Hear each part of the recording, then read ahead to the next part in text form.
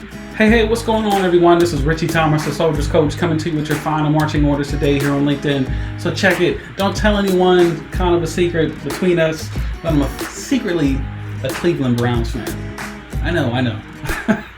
Don't tell my Falcons, right? But I'm secretly a Cleveland Browns fan. I figured if you pay taxes somewhere, legally you're obligated not to just pay your taxes, but legally you're obligated to root for the team, right? So I have the pleasure and privilege, Red Bull, the privilege of buying some rental property in the Cleveland, Ohio area. Earlier this week, we finalized on a deal. Got a triplex up there. I was super excited, where it's not just one unit, it's not two, it's three.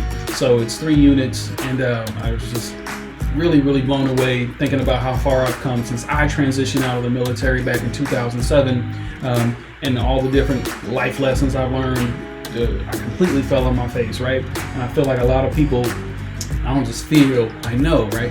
A lot of people struggle in that transition out because, it's really, they're stuck mentally seeing themselves and selling themselves and branding themselves as soldiers, and soldiers don't get hired, business professionals do. And I'm thinking about when you lose that paycheck, when you go through that transition, if you don't have a job lined up, unemployment is the biggest issue in the veteran community. Homelessness is number 2. Mental illness is number 3. Which often leads to suicide. Physical injuries is number 4.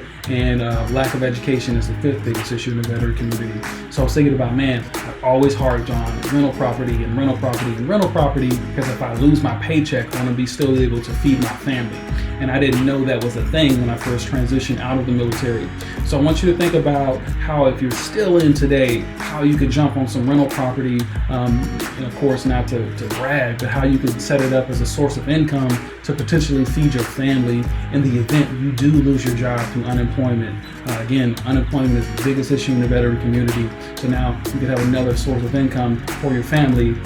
And of course, to combat the second biggest issue of homelessness, like maybe you could even live in one side of the unit and rent out the other side, or if you buy a triplex or a quadplex, you can rent out the other 2 and 3, right? So think about a rental property you can find that's, you can use your GI Bill.